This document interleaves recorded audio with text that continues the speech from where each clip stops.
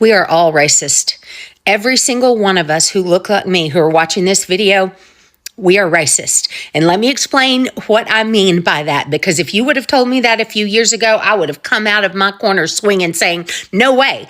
I feel like there's a deeper reason why, people of color and specifically the Black community have been relentlessly persecuted. Just the things that happened during slavery. Never got any hits. No one would ever reply to him, and we'd find these beautiful houses and we could never get access to see them. And I thought, I wonder, so I applied to the same houses, exact same houses. Typical racism in Germany, that's a hidden racism or a passive racism. For example, there is a German guy and his name is Lukas and he lives in Berlin. And every single Sunday he goes on demonstrations. This is very interesting. White people are exposing their own for systematically racially abusing Black people for over centuries, and they are still doing it in 2026. Some of them are sharing their experiences and what they have seen, and they think racism has not ended and it is still ongoing till today. I have quite a number of videos to show you. Don't forget to like, don't forget to subscribe. You don't lose anything by liking, so just like the video, give the video a thumbs up. Let's go into the video, watch, come back and talk. The other day I saw a TikTok that said, if you still don't believe that racism is a thing in the year 2026, then speak to a white woman who has been married or been with a Black man for an extended period of time. I've been married to my husband for 10 years and I've got 2 beautiful mixed-race babies. And when we first got married, we would look for houses to rent. And my husband would apply. He was the most money, so it makes sense for him to apply to view the buildings or the properties. And he would apply, and he just never got any hits. No one would ever reply to him, and we'd find these beautiful houses, and we could never get access to see them. And I thought, I wonder. So I applied to the same houses, exact same houses, under the name Nicola Pilkington, which is my maiden name, rather than my married name, because that was the name. My husband was using his name, which is Lebogang. My boy, sounds Black, right? My maiden name obviously sounds very British, very white. And we discovered that more people would allow us to come and view the buildings if their name sounded white. Do with that what you will, racial profiling, but it just shows you there's things that Black people face every day that we just never are exposed to. We are all racist. Every single one of us who look like me, who are watching this video, we are racist. And let me explain what I mean by that, because if you would have told me that a few years ago, I would have come out of my corner swinging saying, no way, I am not. I have worked in the criminal justice system for decades, and I've seen the systemic racism there and fought against it. I have biracial children, and I have seen the way the world looks at my children who are of a minority race versus my children who look like me. And I would have said, no way. But here is the thing. The more I learn, the more I realize just how much I don't know. Because there are 2 types of racism. There's the kind of racism that comes from the hate in your heart, and I don't have that. I never have, and I suspect very many of you don't have it either. But there is another kind of racism that comes from ignorance, and that abounds in my life. Even me, who thought that I knew a lot about seeing systemic racism. But here's what I've learned. The more I learn, the more I realize how unintentionally racist I have been in so many things. And it is on us now, white people, to educate ourselves. We're never going to fully grasp what it means to live in a world where you are the minority and where the system has been set up for hundreds and hundreds of years to benefit people who look like me and to oppress people who look like my children. But we have got to educate ourselves. I'm going to start listing several books and documentaries that I've been watching to educate myself. And I hope any of you who really want this world to be a better place, we have got to start with the foundation that all men and women are created equal. And we have got to set new rules for how we move in this society if we're going to have that. I need to apologize to the friends, the clients, the people I interacted with for so many years, because I thought I wasn't racist, and I'm not, as far as the part that comes out of hate. But the part that is born from ignorance, I'm sorry. I should have done better, and I am learning. For those of you who are watching this who are minorities, please put your advice in the comments. Books, documentaries, movies, or just your life experiences. I want to learn, and I want to help others learn, because I don't want you or your children or my children to live in a world that is designed to fail them. Okay, so let's start this series of educating ourselves in order to make this world a better place. 100% correct. There is so much racism here in Berlin. You know, German type of racism, that's not a direct kind of racism. So German people would never criticize you for being a foreigner here in Germany face to face. They would never say bad things face to face to you. Typical racism in Germany, that's a hidden racism or a passive racism. For example, there is a German guy and his name is Lukas, and he lives in Berlin. And every single Sunday he goes on demonstrations against racism, and he's screaming refugees are welcome and we need more migrants in Germany, and he loves migrants. He shows like kind of shields all the time, welcome refugees and so on. But when he goes home, he lives in a shared apartment in a WG in Germany, and he doesn't want to live with migrants there. So he lives in a shared apartment with 3 other Germans, only with white guys, with Lukas, Johannes and Wolfram. And he also have only white friends, so he only want to spend time with other Germans. And his girlfriend is also German, and all his colleagues are German, so he has no people from abroad who are non-Germans. And his shared apartment is only for Germans, and he want to live in his 30s somewhere auf dem Land, somewhere in a village in the countryside with other Germans. Yeah, but he loves migrants. I don't mean to say this like to be disrespectful, and maybe this is, some people are going to think this sounds dumb, but I feel like there's a deeper reason why, you know, people of color and specifically the Black community have been relentlessly persecuted. Like, I mean, just the things that happened during slavery alone, like, were insane. But I don't know, the more I learn about Black history and the ways that, you know, people who literally worked in the government, like the CIA, all these different people in power were trying to ruin the Black community. And it makes me think, dude, I feel like, is there something more going on here than just racism? Because it's like, come on, you're telling me you're doing all of this stuff just because you don't like someone's skin color?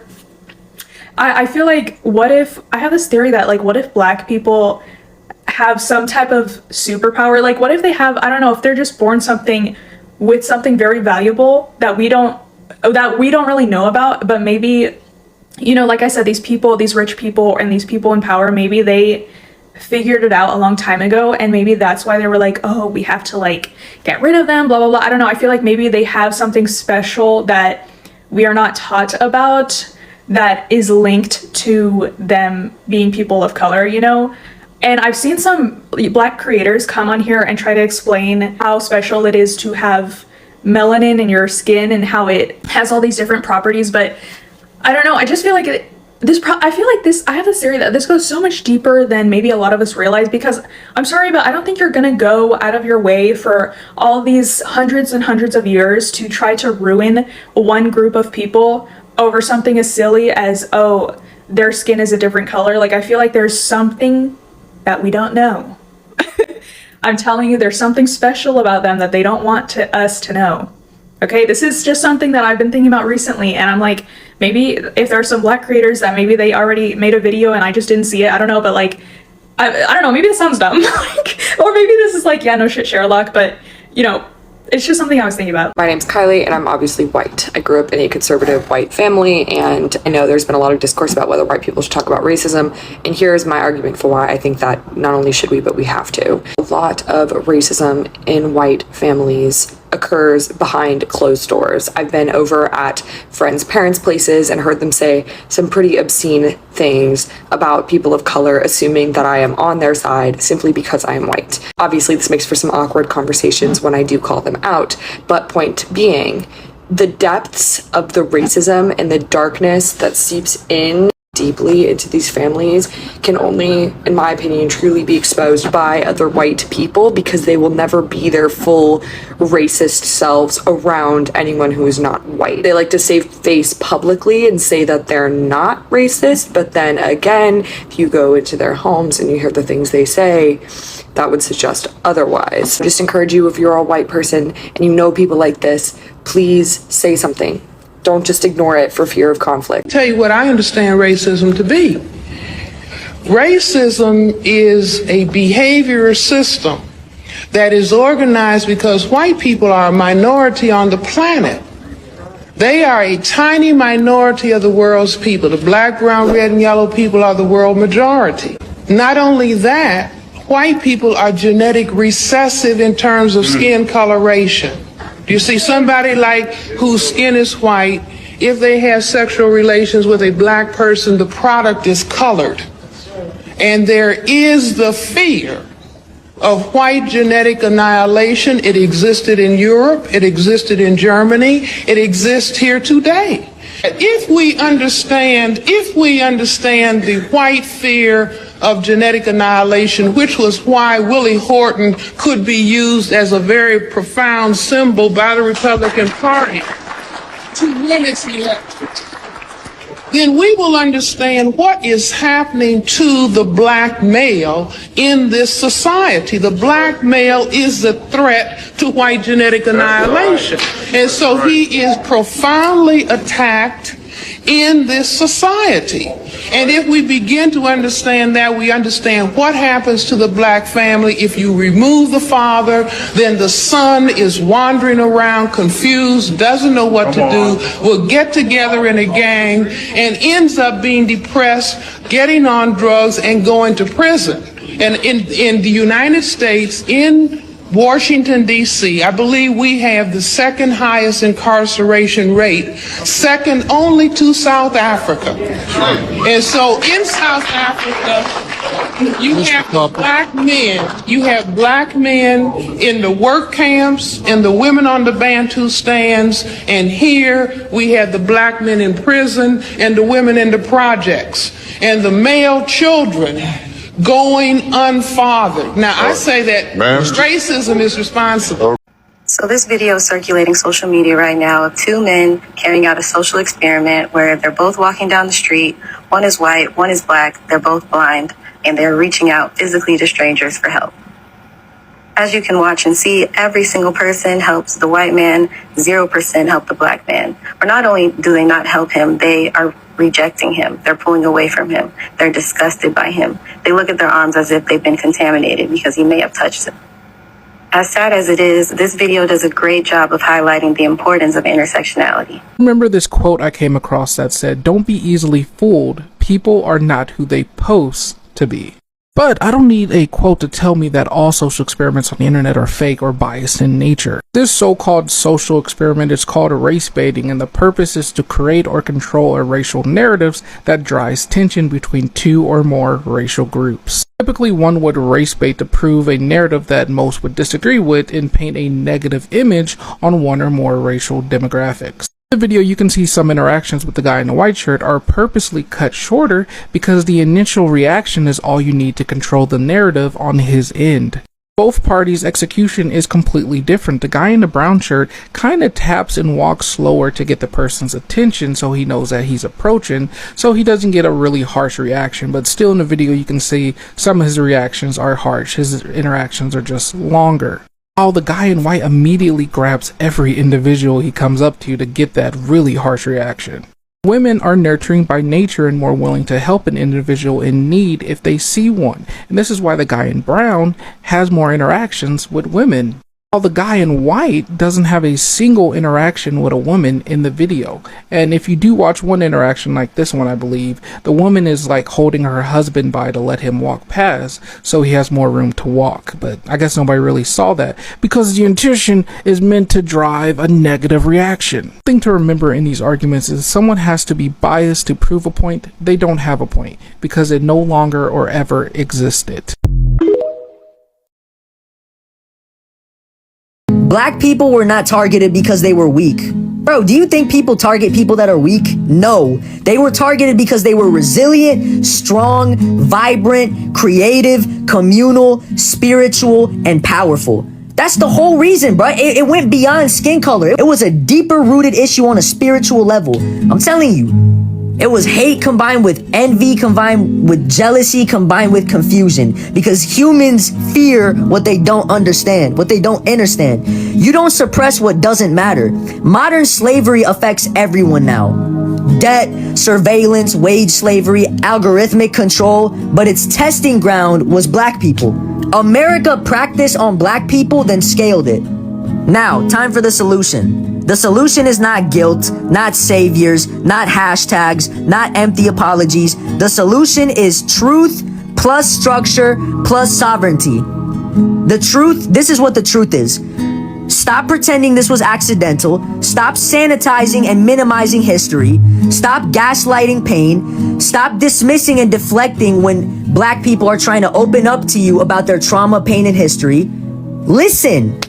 The structure is real investment in black communities, ownership, education that teaches systems, not just symptoms, mental health, economic access, protection of families. The sovereignty is control over culture, control over narratives, control over resources, control over future, and most importantly, healing without erasure. Not forgetting, not numbing, not pretending it's over, pretending it didn't happen, but transmuting pain into clarity instead of self-destruction. This might be biased, but being around black people, especially when I played basketball in high school, it's such a contagious energy. Positive vibes, it's funny as hell, and the amount of charisma that they had and what I admired about them. I'm talking about my friends here who were black, and then the people who I interacted in the basketball team were black. It's just the environment I was around. I'm not trying to appropriate anything, but it's like I was a skinny Asian nerdy kid who was into video games and anime. Like I thought most people probably during that time didn't relate, so I never was my authentic self. However, I admired what they pulled out of me. They were super friendly, they were super caring, nurturing, loving, like they called me a brother. Like that hits different. Like I'm not gonna lie. So that in itself, in my personal development journey, that's what I looked for. That's what I admire. Being a leader, having a swagger, having a sense of, charisma that you develop.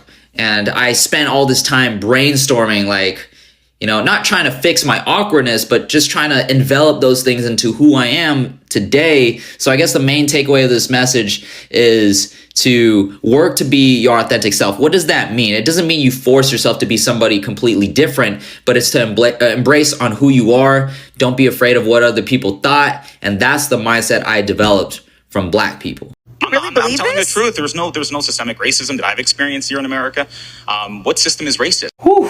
We gotta dive in because, man, I have an example. My name's Dr. Joel, the Medical Mythbuster, and today let's talk about systemic racism in medicine.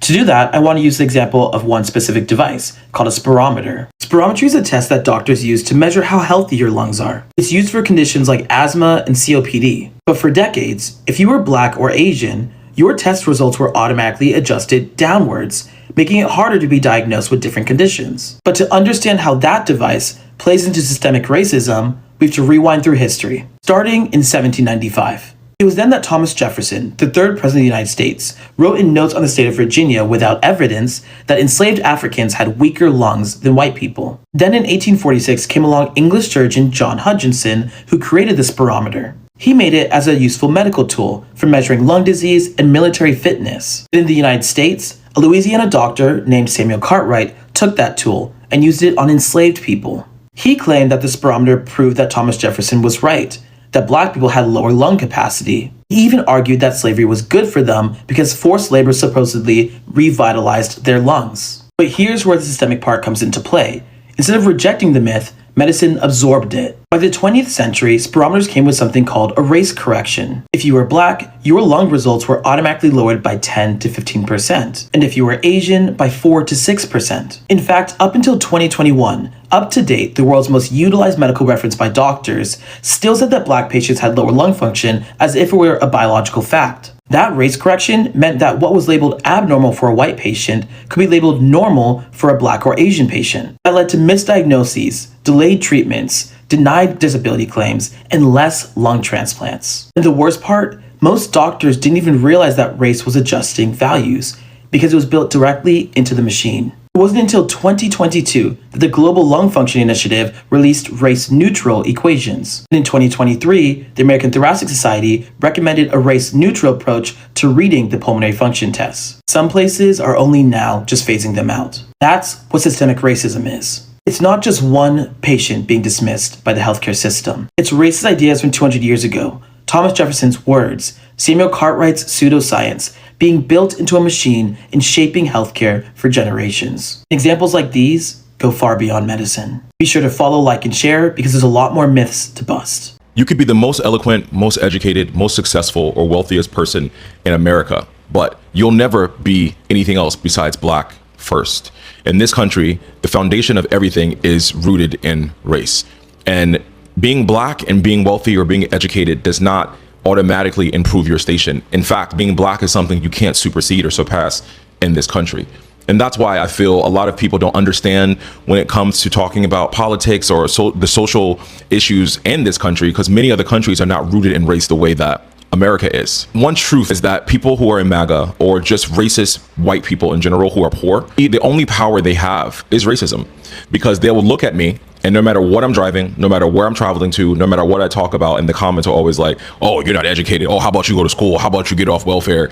Because to them, no matter what I do, I'm still black first. So their whiteness supersedes me. My station will never be above them because they're white, regardless if I live a better life than them, or regardless if I make more money than them, obviously more educated than them. And that is the root cause of everything in this country.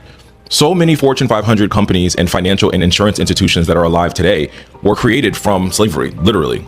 JP Morgan Chase predecessor banks accepted 13,000 enslaved people as loan collateral. Wachovia, now Wells Fargo, actually owned enslaved black people. Bank of America predecessor banks used enslaved people as mortgage collateral. And Brown & Brothers Harriman, America's oldest private investment bank, owned hundreds of enslaved people while financing their entire cotton economy. On the insurance side, Aetna and New York Life sold policies on the lives of enslaved people starting their businesses. Lehman Brothers profited significantly from slavery before its collapse. These aren't fringe institutions. They're the backbone of American finance, built in part on the forced labor of enslaved people. So I think it's important for anyone who is trying to better understand when black people come online, and it seems that everything is always about us being black, or it's about people being white, or it's about why decisions are made. To understand America is to truly understand that America is the richest nation in the world because of slavery.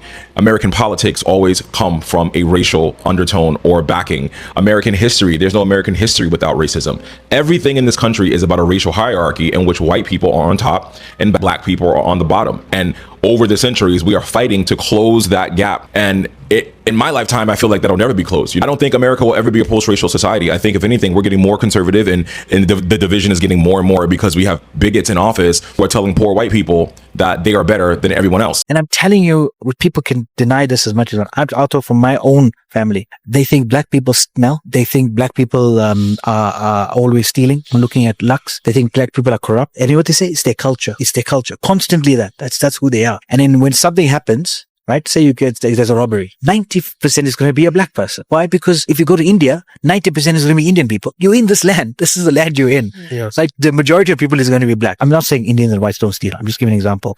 So they will say, see, that's their job. That's their way. That's who they are. That's their culture. And you're telling me I mustn't be racist. This is the wording. I'm speaking from my truth. This is the wording that goes on in this community. And that's why I'm saying I'm fed up. So I want people watching this to say, do you know the people that you looked up to in the Sahaba and the Tabi'in and many others were of dark skin, darker than your skin? And you show respect to them. But the dark skinned people of this world, you look down upon. because they have curly hair, because they have darker skin. It doesn't make sense to me. And it's the next generation that I'm seeing. I'm seeing a change in the next generation.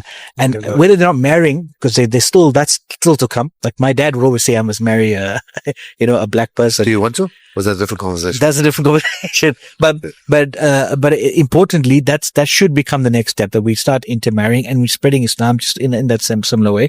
But more importantly is that this kind of the stereotyping, this kind of distaste to someone just because of the color of their skin and a misconception about them, absolutely wrong. Honestly, you and I know that this thing has been going on for years. We can say it has gone down a bit the way it was, let's say, in the 70s, in the 60s, in the 50s and all that, but it is still going on. It is something that is still going on, and now people don't do it like to your face. Like the way in the olden days, they will say this washroom is only for white people and the other washroom is for black people. This is for white people. Exactly. So all these things are normal, but we all know that it is still going on till today, but in a different way. Because imagine the first white lady, what she was saying: I have my money and I want to buy a house or even rent an apartment. Because I'm black, they don't want to give it to me, or they don't want to even allow me to come and view the place. But when the wife decided to do same thing with the same properties, they agreed for the lady to go and view these properties. That should tell you a lot. These things have been going on. You know, one thing that I want to tell white people is that, listen, don't be afraid, because when it comes to, even in Africa, black people do not or have not harbored any hate within us till today upon all the things you guys have done to us. All we are looking for is equal right. We don't have that hate within us to say that we are going to revenge. Trust me, either the person is a black American or even an African, we don't have that in us. All we are looking for is equality. But it seems like some of you guys still have that in mind, and you are afraid and you think this is what might happen to you. Listen, we don't have that in us. So if you guys will change and let us all have an equal playing field or equal playing ground, it will be much more nicer, and all of us will live happily together. That's all I have to say. Thank you so much for watching.